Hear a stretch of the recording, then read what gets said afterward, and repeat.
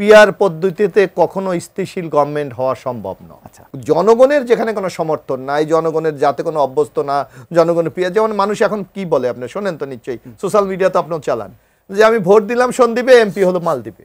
আপনারা তো পিআর পদ্ধতি একদমই চাচ্ছেন না। জামায়াত ইসলাম পিআর পদ্ধতিতেই নির্বাচন চাচ্ছে এবং তার সিদ্ধান্ত নিয়েছে দৃঢ় অবস্থান রাখবে। তাহলে আসলে এই যে নির্বাচনের আগে এক ধরনের ঐক্যমত পৌঁছানোর জায়গাটা কি হলো?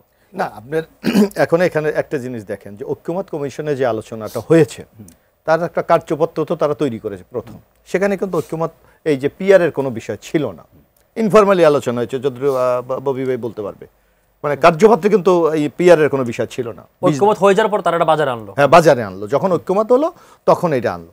এখন জামাত একটা তাদের নির্দিষ্ট দৃষ্টিভঙ্গি আছে, কিন্তু আপনি যদি ডেমোক্রেসিতে বিশ্বাস করেন, গণতন্ত্রে বিশ্বাস করেন, তাহলে দেখতে হবে যে অধিকাংশ রাজনৈতিক দলগুলি কি চায়।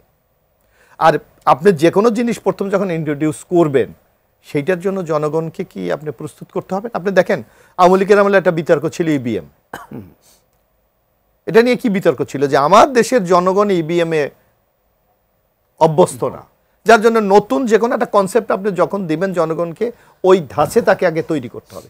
এখন আপনি পিআর বলছেন, তো পিআর কি বাংলাদেশের মানুষ অভ্যস্ত? এক নাম্বার ওয়ান, আমার দেশের মতো লোক, আমি আপনাকে একেবারে অঙ্ক কষে দেখাতে পারবো পিআর পদ্ধতিতে কখনো স্থিতিশীল গভর্নমেন্ট হওয়া সম্ভব নয়। আচ্ছা, কারণ আমি বাংলাদেশের ইতিহাস রেজাল্ট যদি আপনি দেখেন, এখন পর্যন্ত বাংলাদেশের সর্বোচ্চ যারা জোট করেছে আওয়ামী লীগ সর্বশেষ মানে 2008-এ 49% ভোট পেয়েছে সর্বশেষ।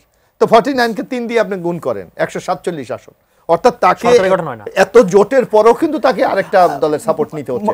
আমার প্রশ্ন হচ্ছে এই আলোচনাগুলো আমরা শুনেছি, আপনার নানা জায়গায় বলেছেন, কিন্তু আমার কথা যে পিআর নিয়ে শেষ পর্যন্ত রাজনৈতিক দলগুলোর মধ্যে একটি ফাইন জায়গা আসা সম্ভব কিনা? সম্ভব। আচ্ছা, কিভাবে সম্ভব আমি বলি, যে আগামী দিনে তো আমাদের একটা নির্বাচনের কোনো বিকল্প নাই।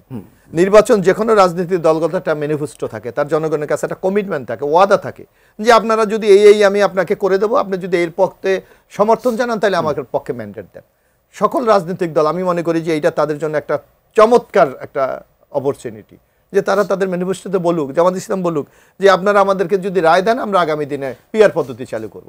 সুতরাং জনগণের যেখানে কোনো সমর্থন নাই, জনগণের যাতে কোনো অভ্যস্ত না, জনগণের পিআর, যেমন মানুষ এখন কি বলে আপনি শোনেন তো নিশ্চয়ই, সোশ্যাল মিডিয়া তো আপনিও চালান, যে আমি ভোট দিলাম সন্দীপে, এমপি হলো মালদ্বীপে।